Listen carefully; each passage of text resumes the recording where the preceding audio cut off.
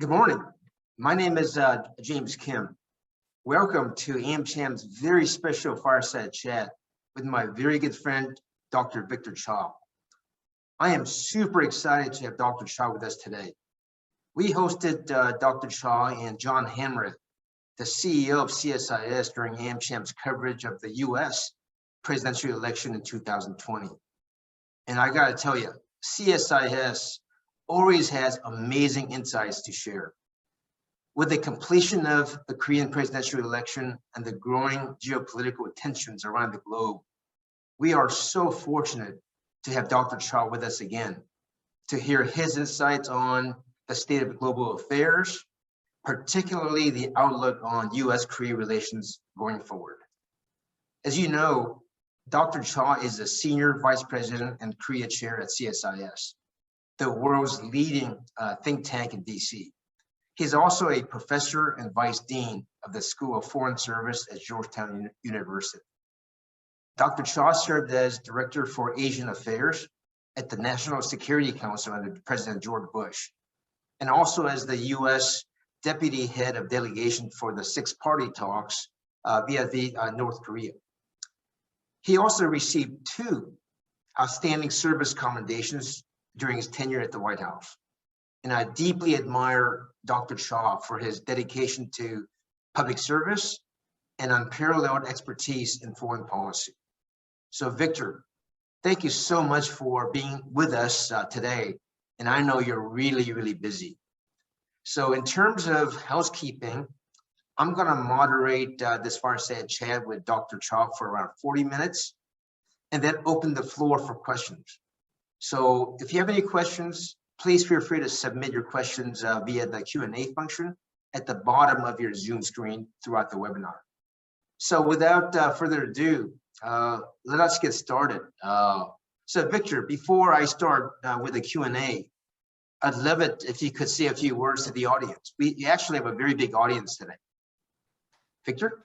Yes, well, thanks, James. It's good morning there to you in Seoul. It's very good to see you, my friend. And I'm glad to be with you again with AMCHAM to talk about Korean affairs and what's happening in the world more broadly. You know, CSIS is always looks to AMCHAM for good advice about how both U.S. and Korean companies are doing in Korea and the United States.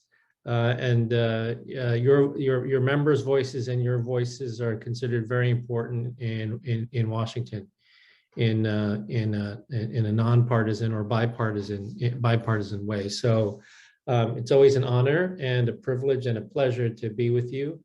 And I look forward to our conversation today. Great. Thank you so much, Victor.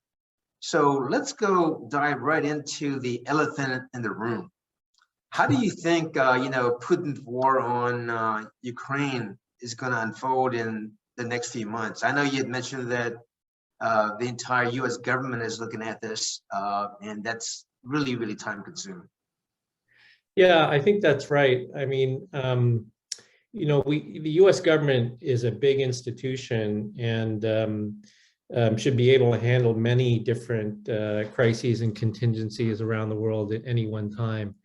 But whenever there's an active war going on, and in this case, one that United States doesn't, even have troops directly in, it still does kind of suck all the oxygen out of the room, and it really occupies the attention of the senior-most leadership in any White House.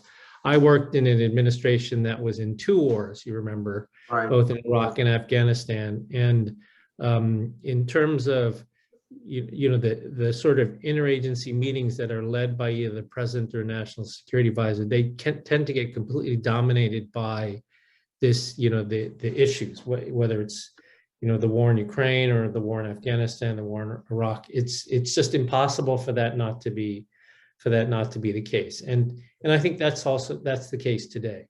That Ukraine, the situation, whether it's the mass exodus of people into Europe, or whether it's what Putin's next moves are, whether it's decisions on what sort of intelligence to release. You notice that the Biden administration has actually been releasing and telegraphing quite a lot of intelligence with regard to Russia's next move, which is very unusual. That's not usually the way the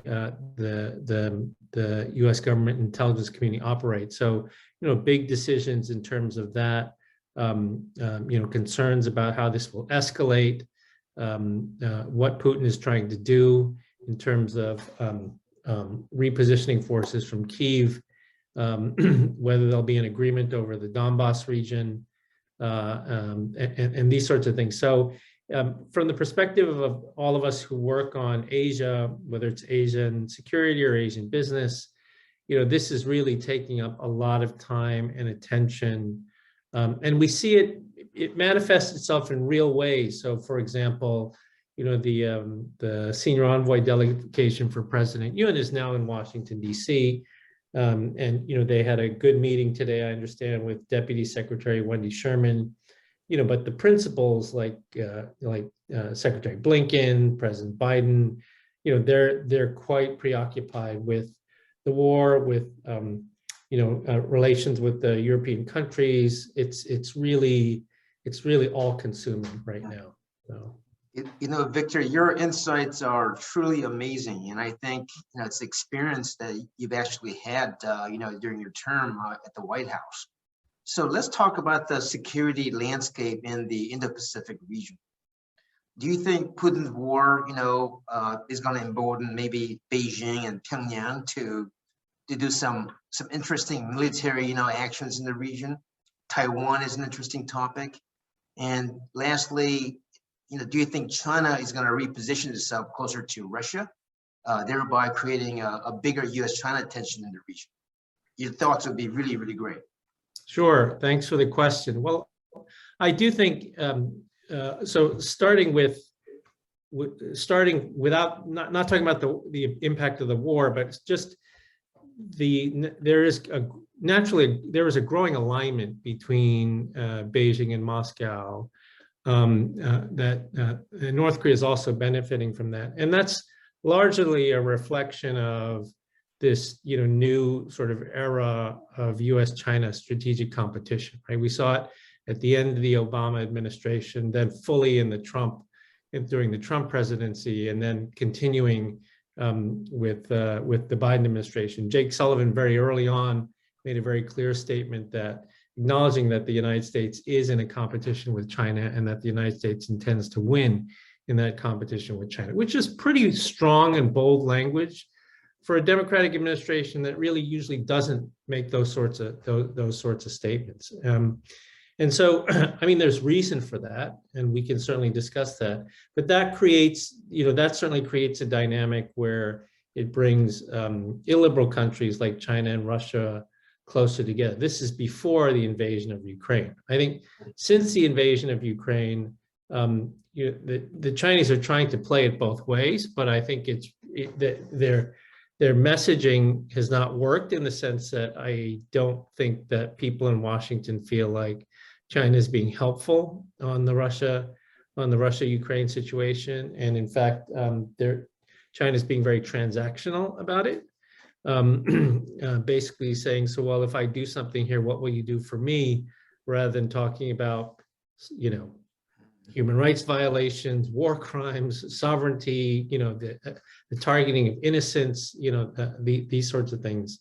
But in terms of the impact of Ukraine on China and North Korea, we can make some guesses about how we think this will impact, but we're not really entirely sure yet. So in the case of North Korea, I think that the U.S. distraction, in combination with the lack of any progress by the Biden administration in North Korean eyes of lifting sanctions, gives them the space to undertake the sort of weapons development testing that we're seeing these days. I think that's pretty clear. In the case of China, I think the most important lesson that we can gather from this thus far is, however you read the Ukraine situation, we know that China is not giving up its designs on Taiwan. So in other words, the Chinese are not looking at the situation in Ukraine, seeing the Russians getting bogged down, seeing them trying to change strategy. They don't look at that situation and think, oh, okay, well, we're not going to try to do that with Taiwan, right? On the contrary, they are looking at that situation and saying, what do we learn from this, right? And here, I think experts and others in DC will give you a range of opinion. Some will say they're learning tactical lessons like, don't telegraph your buildup like the Russians were doing, right? The Russians were basically, over the period of a long time, showing that they were building up. Don't telegraph your buildup, or move much more quickly than the Russians did. So I don't think we know fully what the lessons are that they've learned, but I think in general, they're not good lessons from a US perspective. That I think will just make the Chinese, one, more determined not to give up their goal of Taiwan. I think they're clearly not doing that. They're not deterred from that based on the difficulties the Russians faced. And it's really a matter of them learning what they need to correct to avoid the sort of quagmire that the Russians are falling into right now. But I would say that the dynamics before the war and since the war really has sort of cemented a sort of new Cold War with China, Russia, and the North Koreans on one side, and the United States and its democratic partners on the other. Well, obviously, there's a lot of concern, and you really are a leading expert in it. So what you tell us is very important for us. So let's talk about President Biden's Indo-Pacific strategy, where I know that it's in line with Obama administration's pivot to Asia strategy. But this growing tension right now, Victor, becomes a distraction, right, for these people to focus on Asia. So what do you suggest? What's your take on this? Well, I think that's right. I mean, I think it is difficult. I think the Biden administration, many of the people working on Asia were the same people working on the pivot during the Obama administration. I think there have been some changes in the way that they've approached this. For one, there's been a lot of effort on focus on coalitional diplomacy. So the United States, obviously, being an important sort of architect, leader, contributor, but really looking to allies and partners to play a much larger role than they have traditionally played. And so that's why we see things like this signature, the Quadrilateral Security Summit. That's sort of a big innovation. AUKUS, right? The Australia, UK, United States arrangements. We're seeing more of these. The reinvigoration, we hope, of trilateralism between the U.S., Japan, and South Korea on everything from North Korean contingencies to supply chains. I think we're seeing more of this, and this is a little bit different from what we saw during the Biden administration. However, what happens, when we're in the situation that we are in now is it gets harder for the top leadership to focus on the Indo-Pacific and China and the allies as sort of a strategy that they map out over 4 years, just because so much of their time is consumed by dealing with the war in Ukraine. And so what happens is that they focus on it, the senior people focus on it when there's an action forcing event, when there's a summit, right? Or when there's, a Quad summit or a bilateral summit, that's when they focus on it. And they focus on it enough to, create sort of deliverables for the meeting, and then, somewhat a little bit of the path going forward. But it's not the same as in peacetime, when they can really, if we were in peacetime, the entire US government would be focused on this right now. How to make our alliances better and how to create the right path to not contain China, but shape China's rise in a way that benefits everybody, and that is rule abiding and, and norm conforming and all these sorts of things. It's just very hard to do that when you have a Ukraine war going on. And even for folks who are tasked with Asia, who are focused just on Asia, it's hard for them to get decisions out of the senior leadership because because of the focus on Ukraine. Now, from the perspective of allies and partners, those are lemons that you have to turn into lemonade. So from the perspective of allies and partners, one has to understand that in order to get the United States attention, you need to understand sort of what the focus is here in Washington, like this delegation that's here right now from Korea. They need to focus on what's going on in Washington and what can they say or promise or project that they will do to help the United States, and its European allies on this issue, right? That message will resonate and will get attention a lot more than just saying something about, we want to improve the alliance, right? If we say we want to improve the alliance by showing that Korea can contribute to defend democracy and to stand against what's happening in Ukraine, and here are the things we're going to do. That's going to get a lot more time and attention of like Jake Sullivan or President Biden or things of that nature. So it does. I mean, it's like, you're a sports fan. I see your Kobe Bryant jersey in the back there. I mean, you got to adjust to the game, right? You have to adjust the way you play based on the way the game is going. And right now that is the dominant issue. So you have to, you have to come to Washington thinking in that sort of mindset. So very, very interesting, insights, Victor. Obviously we just talked about the special envoy, Mr. Park Jin, and his delegation. I think under normal situation, maybe President Biden would have met with them, Secretary Blinken as well. But I know that their focus is on Ukraine. That said, I do believe that Special Envoy Park Jin will change his playbook a little bit and focus on things that matter to Washington, D.C. And I know that you folks are going to meet with Park Jin and his delegation, and I hope that you can give him a lot of insights as well. So let's talk about the U.S. Korea relations now. At AMCHAM, we were so fortunate to host presidential candidate Yoon Seok Yeol at that time. It was a couple of months ago, and he made it very, very clear that there is strategic clarity on declaring, South Korea as a very pro-America, ally, which is quite different than what we heard before. In fact, he talked about potentially deploying THAAD to Korea and revoking, President Moon's administration's 3 no's, right? No THAAD, no participation in the U.S. missile defense network, and no trilateral military alliance between U.S., Japan, and Korea. And those are pretty powerful, statements, right? So how do you think the Korea-China relations will likely evolve during the Yoon administration? Yeah.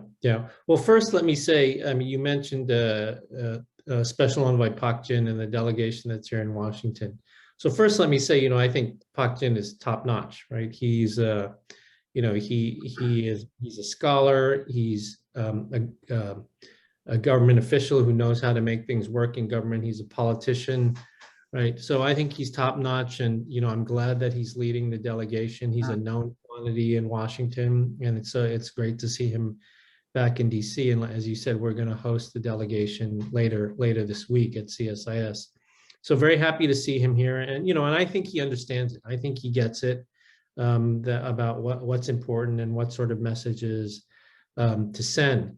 I think in terms of President-elect Yoon and on China, what was most interesting to me during the campaign and in the policy transition team documents was this focus on normalizing relations with China, right? And normalizing relations not in the sense of diplomatic normalization, but making the relationship, the bilateral relationship, more normal.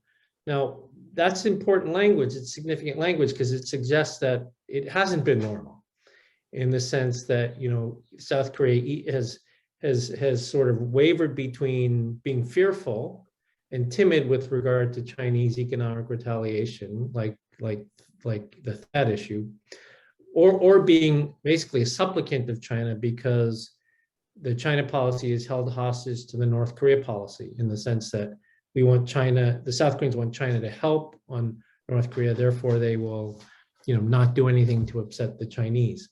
So that's, not a good position for South Korea to be in. And I think it's very interesting that the Yoon government has called for a more normal relationship, that they plan to navigate this through NSC to NSC dialogue and the so-called 2+2, which is the 2+2, meaning the foreign ministers and the defense ministers of the two countries.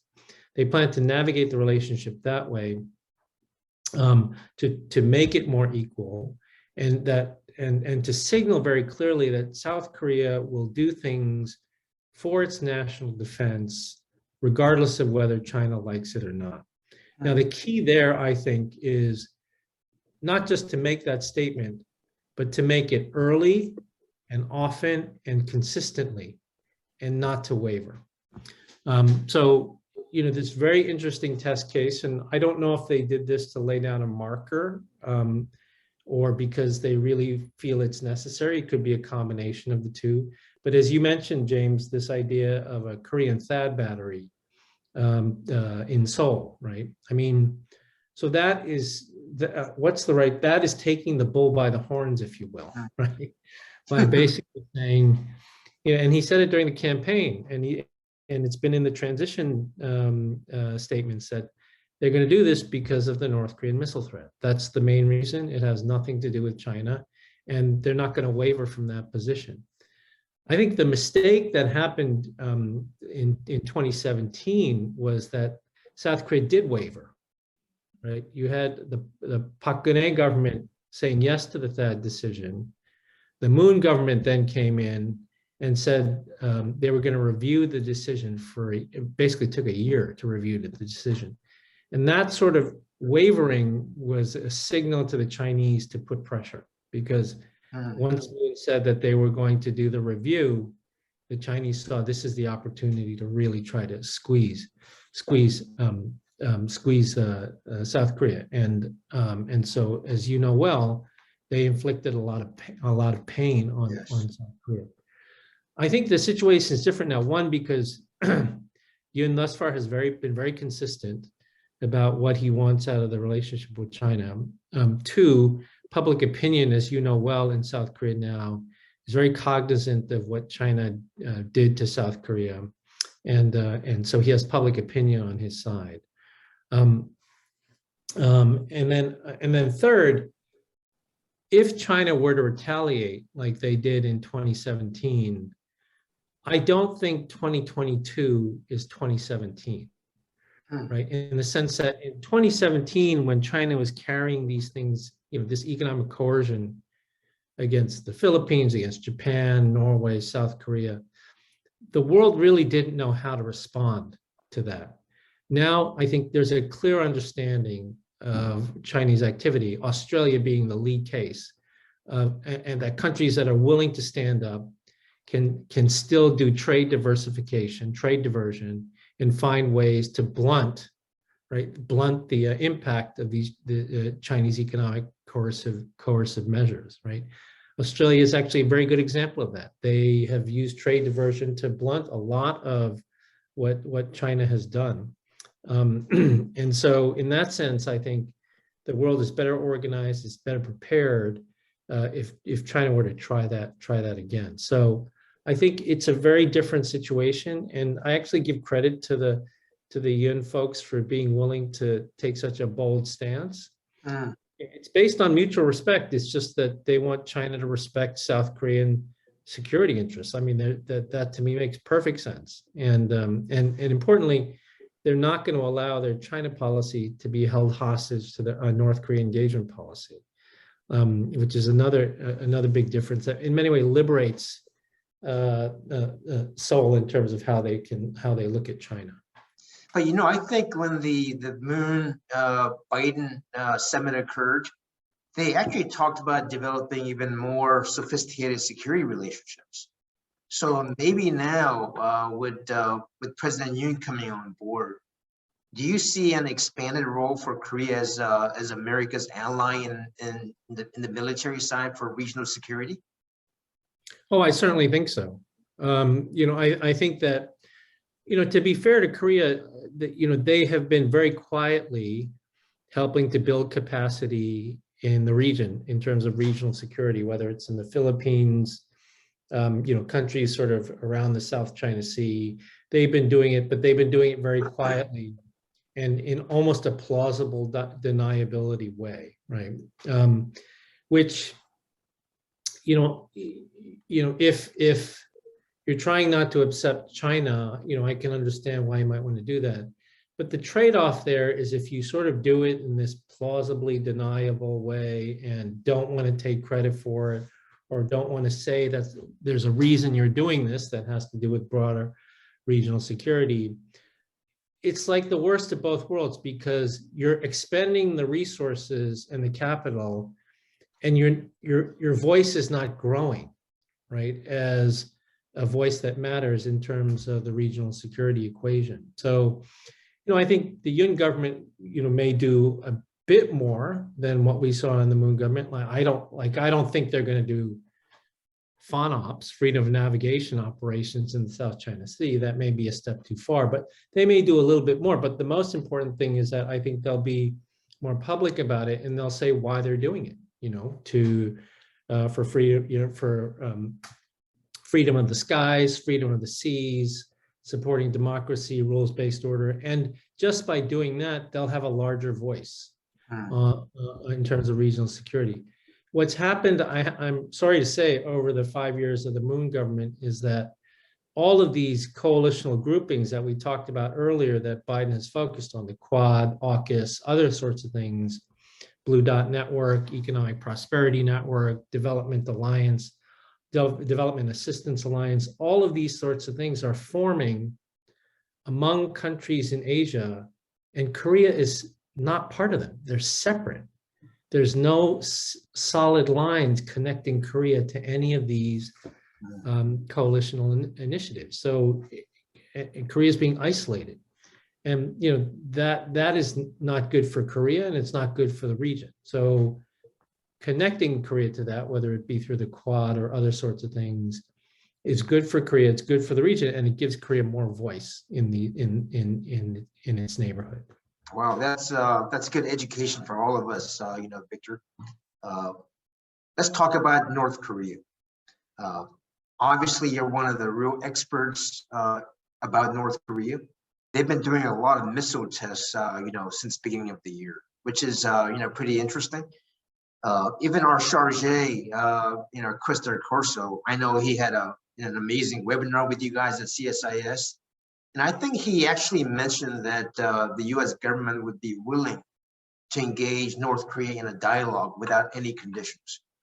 That seems very similar to the old, Trump administration. Do you think North Korean denuclearization is even achievable? Are we even thinking like that anymore? Well, I can say that from a government perspective, the U.S. government and the South Korean government will never say denuclearization is off the table.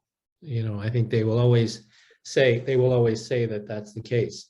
I think what's distinct about the Yoon government is I think they have a clear and carefully thought out message on North Korea, which is, first, they're returning to the notion of denuclearization of North Korea. These words might not seem like they matter, but they matter a great deal, because over the last 5 years, we evolved to something that was much more about peace building on the Korean Peninsula and away from denuclearization. And the Yoon government has said, no, in order to achieve peace, we have to have denuclearization. So we've gone back to denuclearization of North Korea, right? Because the United States doesn't have any nuclear weapons on the Korean Peninsula, and South Korea doesn't have any nuclear weapons either. So we're really only talking about North Korea. So that's one important point. The other is that they have said that an end of war declaration is the exit. It's not the entry point for peace building on the Korean Peninsula, which is again saying that we cannot have peace until North Korea denuclearizes. We can't, there's no such thing as a reduction of tensions with a North Korea that still has short-range ballistic missiles pointed at South Korea, medium-range pointed at Japan and Guam, and long-range pointed at the U.S. continent. So, so I think those are important messages, and I think they will be. They'll be tough on sanctions, and they'll want to work with the United States on improving deterrence. Pak Jin, during his trip here, one of the headlines coming out of his meeting with Wendy Sherman was to restart the, it's got a terrible acronym, but it's basically the deterrence consultation group between the United States and nuclear deterrence consultation group between the United States and South Korea. So, clearly all those sorts of things. But at the same time, as you said, James, the Yoon government has left open space for engagement, whether it's on humanitarian issues, possibly COVID, or whether it's on, they had this interesting concept of a green détente, working on issues of disaster response, clean water, reforestation, these sorts of things. So, I think that they're both, the U.S. and South Korea, I think, are on the same page, which is there is still room for engagement, even if North Korea is doing all the things that they're doing, and that the U.S. and South Korea will never move off of the goal being denuclearization. We can talk practically about how to move forward, because I know many of the listeners might be saying well, if they're not interested, how do you do something like that? But I think it's important from the perspective of the U.S. and South Korea, as well as Japan and others, that the South Korean side is sort of back focused on denuclearization being the priority. I think that's very important. So Victor, we have the U.S. Senate holding a confirmation hearing for, Ambassador Philip Goldberg, the new nominee for U.S. Ambassador to Korea. I think it's happening, this week. And we feel that Ambassador Goldberg is known for his previous work as a coordinator for the UN sanctions on North Korea from 2009 to 2010. So how do you think that his appointment as the U.S. ambassador to Korea will impact what happens in North Korea? So first, let me say, I think Phil Goldberg's a great choice. He's a terrific guy. I knew him when he was the sanctions envoy. That was a time when the State Department actually had 4 special envoys on North Korea. They had Steve Bosworth, who was the special envoy for North Korea, our good friend Sung Kim, who was the special envoy for 6-party talks, Phil Goldberg, who was a special envoy for sanctions, and then Bob King, who was a special envoy for human rights. So he certainly cut his teeth on Korean issues. And made many trips to Seoul when he was in that position. So he's not somebody who's unfamiliar with South Korea at all. He's a very respected professional diplomat in the State Department, one of the senior diplomats, and so I think he'll do a great job. I think he'll be a big friend of business, U.S. businesses in Korea, and so I expect he'll do a terrific job. I imagine the North Koreans will probably say something derogatory about his previous experience working on sanctions, but that's not something that should concern Ambassador Goldberg or the State Department. It's just sort of typical North Korean ranting. But I think he'll be, like I said, I think he'll be a big ally of business. I think there are many opportunities because a Yoon government will also be much more business friendly, I think, in terms of how they do things. Where I think, James, that the ambassadors, they clearly matter in terms of business and commerce, where they matter on the political issues, and where I think they have historically played a very important role, has been on Japan-Korea relations and trilateral relations. They, I think, play a very important role behind the scenes quietly in Seoul and Tokyo to help both governments move closer to each other. Like Mark Lippert and Caroline Kennedy did that back in 2015 with the Comfort Women Agreement. Historically, Edwin Reischauer back in 1965 played a key role in bringing Foreign Minister Shina to Seoul to meet with a young upstart foreign minister by the name of Lee Dong-won. The first meeting to try to get them to normalize relations. So the United States ambassador is playing an important role there, and that's why I think having Phil there will be very important with Ambassador Emmanuel in Tokyo and Goldberg in Seoul, as the South Koreans and Japanese try to improve their relationship. It'll be very important for those two gentlemen to be there behind the scenes, helping both sides to gather the political courage to move forward in a way that's beneficial to all three allies. We're certainly looking forward to Ambassador Goldberg, coming to Korea. After all, he's going to be AMCHAM's honorary chairman. So we're all super excited, and we're going to have a big, welcome ceremony for him, and looking forward to it. I've already traded some emails with him, and I think we're going to have a terrific, relationship. Very happy to, hear from you that he's going to be really good for business. So that's another, positive, side to this. But you already touched base on Korea, Japan, U.S. relations.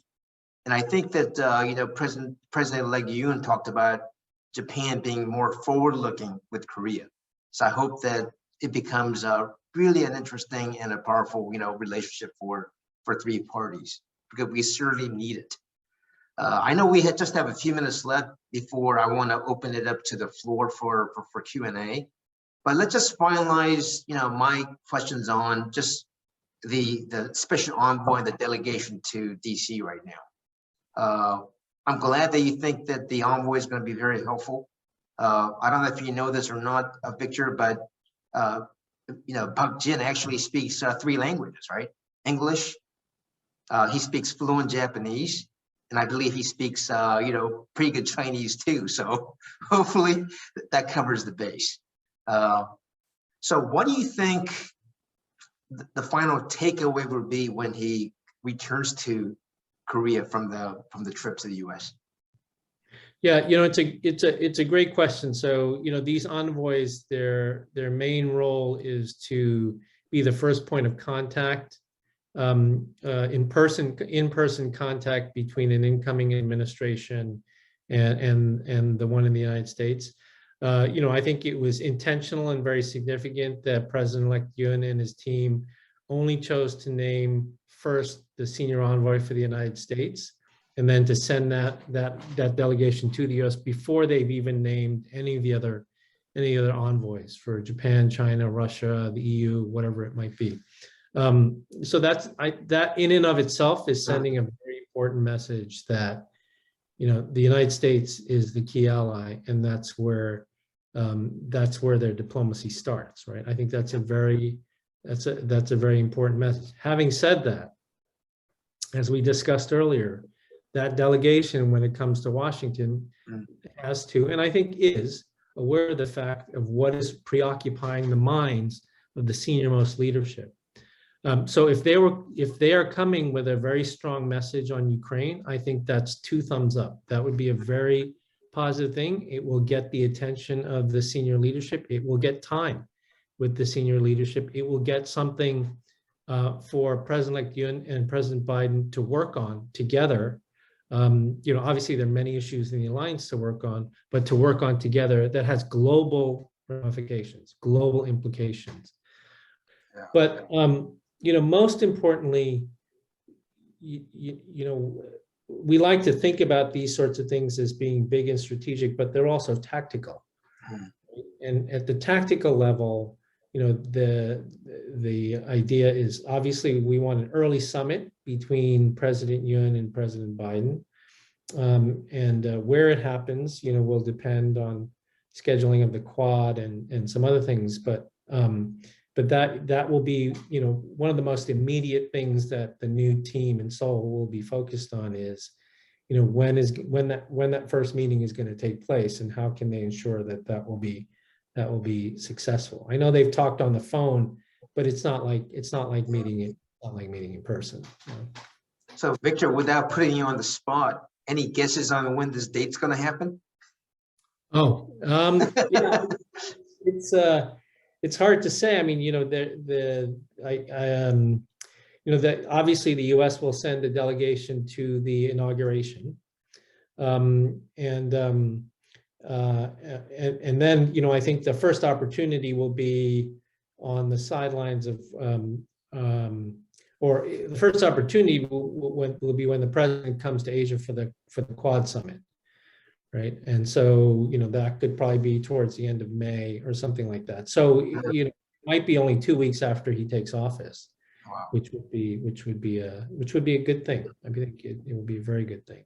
Well, we're certainly looking forward to Park Chin coming back to Korea. Hopefully, I have a chance to visit with him and get some interesting stories from DC.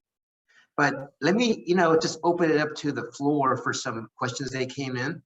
I know you briefly touched on energy security, but the question here is, energy security is becoming a hot topic these days. How do you see the new Yoon government working with the U.S. and other coalitions to address energy security? Right. So it's a great question, and I guess I have two responses to that.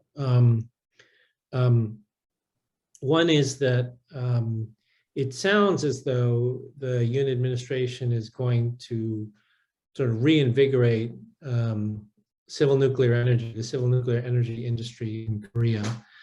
Before the Moon government, this was an area of great potential growth for South Korea, global markets, right, for South Korea. And I would add, very important for the United States, actually, because the United States is not really big in the nuclear energy industry anymore. The U.S. is greatly tied in with South Korea in terms of reactor building, Doosan and Westinghouse.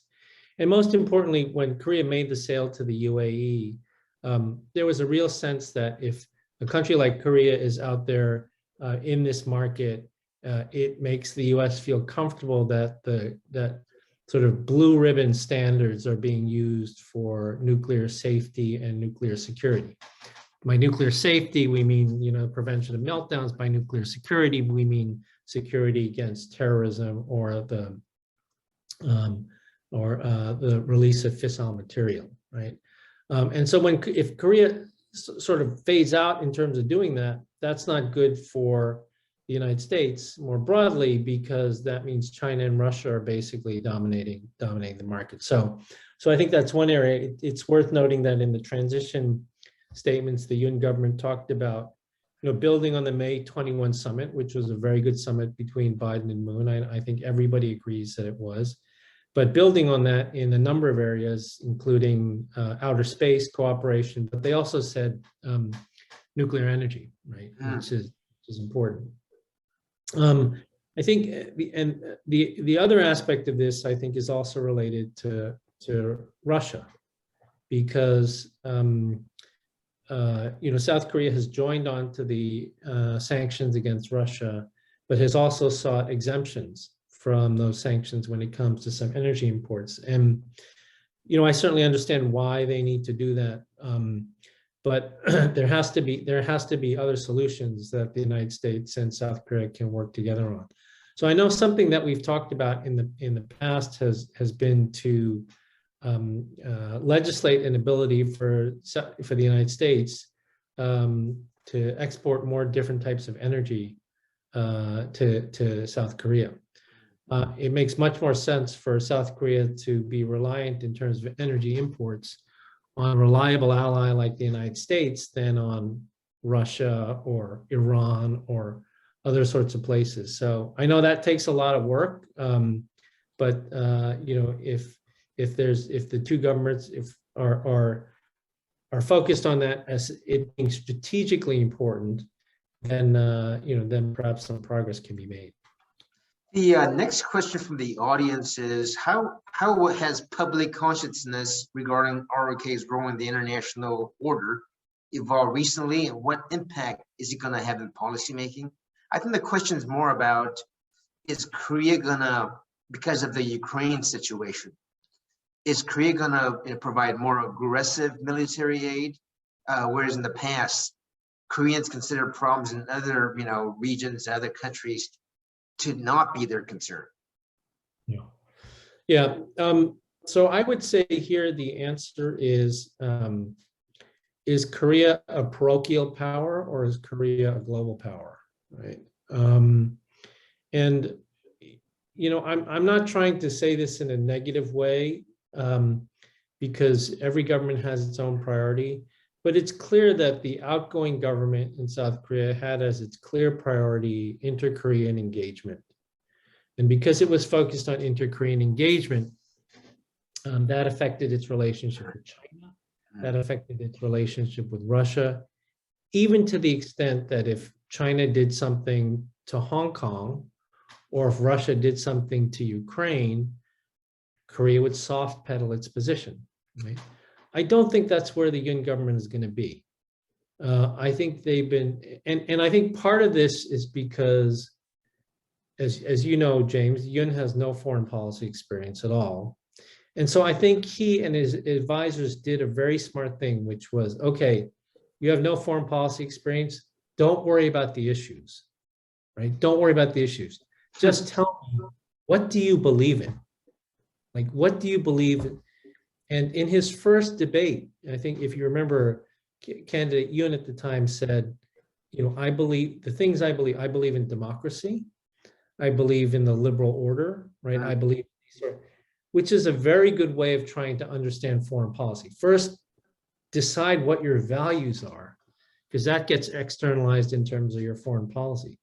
So I think this will be a Korea that is much more focused on the role that they can play in the world, because as we just said, if Russia wins in Ukraine, the world has changed, right? China will be much more emboldened if Russia wins. The North Koreans will be much more emboldened if Russia wins. This is not an exaggeration, that if Russia can, carry out an unprovoked attack, kill civilians, commit war crimes, and win without any consequence other than battle casualties, they can still claim that they won. That just changes the world in which we live. And it's not just changes the world in Europe, it changes the world in Asia, because this will affect the way China's calculus and their risk calculus, and it'll affect North Korea. So, so this isn't a problem. This isn't a fire on the other side of the ocean that Koreans shouldn't be concerned about. This is a very serious issue that will affect Korean lives. So it's important that Korea play a role. And they've done more, they've done better over the last month, but there's more that Korea should do. And I hope the Yoon administration is thinking about what else they can do. Yeah, I think your recommendation and insights on the Ukraine situation for the special envoy and even to the current administration is really, really wise. And I'm seeing more of that in the press here in Korea, that even President Zelensky from Ukraine, and he's going to speak to the Korean, assembly and so on, which I think is pretty, pretty fascinating. Yeah. So they are following somebody's, recommendations and advice, and it seems to be aligned with yours.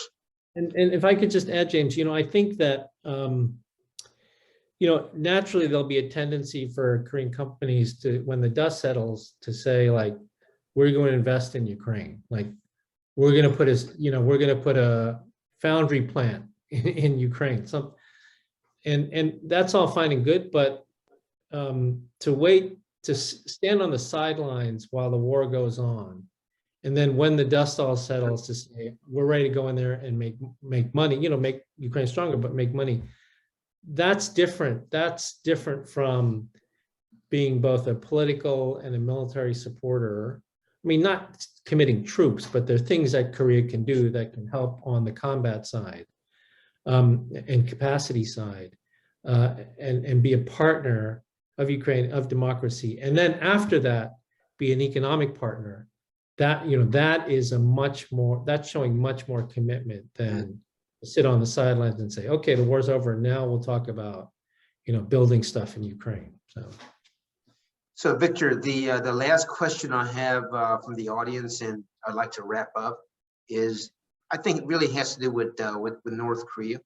I think the questioner is really saying, hey, North Korea is going to never divest itself from nuclear weapons, but yet why is U.S. insisting on North Korea giving up their weapons?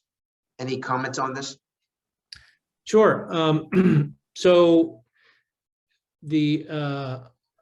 it's not in U.S. interest or South Korean interest or Japan interest for North Korea to keep building nuclear weapons and long-range ballistic missiles. So to simply give up and say, well, you win, yeah, you've got these missiles and you've got these nuclear weapons, and we're just going to deter you now, right? And just call it a day. That's just not going to work for a couple of reasons. For one, North Korea sells these capabilities, right? Every weapon system they've ever developed, they've sold. So for the United States, it has broader implications. I mean, what they've sold, the Pakistani Ghauri missile is a North Korean missile, right? Their Iranian Shahab missile is a North Korean missile. They tried to sell a nuclear power plant to Syria. They were helping Syria build a nuclear power plant. So this has broader implications for the United States, a non-denuclearized North Korea. That's the first point. The second is that we know that North Korea is much more risk acceptant than the rest of the peace-loving nations in Asia. So once they demonstrate that they have a nuclear capability to threaten the homeland of the United States, it's not like they're going to sit back and say, okay, we're happy, right?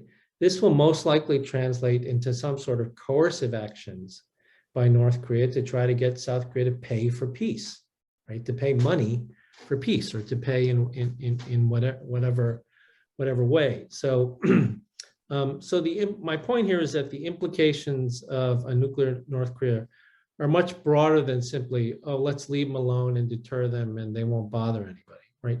The history just doesn't show that, right? It just doesn't show that.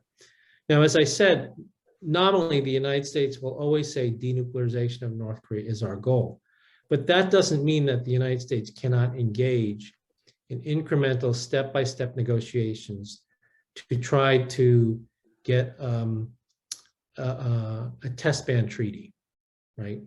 Or to try to get a fissile material production cutoff regime, or to try to get an agreement to limit the range and payload of North Korean missiles.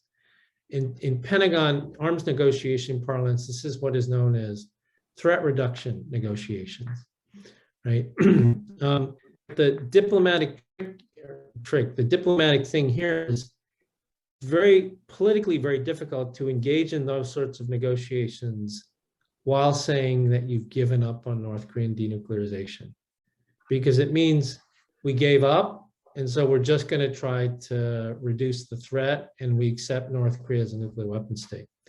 Japan would never go for that, right? Other countries, many South Koreans would never go for that. But if you say our focus remains denuclearization, but our initial steps are threat reduction, test ban, these sorts of things, politically that's much more feasible. And politics are the reality. I mean, you can't address the problem in practical ways without sticking to your principles. Otherwise, the implications are that you've given up and that you've lost. And no government wants to do that, right? Who wants to do that? No government wants to say that. So I don't think when the United States says we're focused on denuclearization, it means we're not going to talk to North Korea unless they denuclearize. On the contrary, Sung Kim and the administration have been very clear. I mean, how many times have we heard Sung Kim say, anytime, any place, anywhere? happy to talk. So I think that is the signal that the Biden administration is still willing to engage and talk, even if denuclearization isn't the first thing coming out of the mouths of the North Koreans. James, I don't know if you saw, but we did a study at CSIS that really focused on COVID, and because our health security people are very worried about a COVID variant emerging out of North Korea. North Korea is only one of 2 countries in the world that has no vaccinations. So there's a real danger as we're trying to stamp out COVID. I mean, you're there in Seoul, right? You're going through the Omicron wave now. There's a real concern that, as we try to stamp this thing out, a new variant could emerge. So, there are opportunities for humanitarian engagement that, might open a door to broader things. So, so we shouldn't give up hope yet, right? That's. Well, with people like yourself, quite involved, I think that we have a lot of optimism ahead of us. But Victor, again, I want to sincerely thank you for joining this discussion. I thought this was one of the best webinars I've personally, led, and I'm very grateful to you and CSIS. I just hope that we see more of you back here in Korea. Love to host you in person, because so many people in our ecosystem should get to know you, should understand what your insights are, and hopefully we can all be in a win-win-win scenario going forward. So again, Victor, thank you so much. I wish you a great evening, and I hope I can return the favor one day. And have a great meeting with Park Jin and his delegation. Thanks, James. Thank you again. It's really a pleasure and an honor to be hosted by you and AMCHAM. I completely agree with you that this is a great opportunity, a new start to the relationship between the U.S. and Korea. Your role in this is very important. Your role and AMCHAM's role is very important in this, both for the Koreans and for the Americans. So thank you very much for your leadership of AMCHAM. And like I said, it's always a pleasure to see you, and hopefully we'll be able to do it in person. Great. Thank you so much, Victor. Okay. Bye-bye. Thank you. Bye. Thank you, everybody.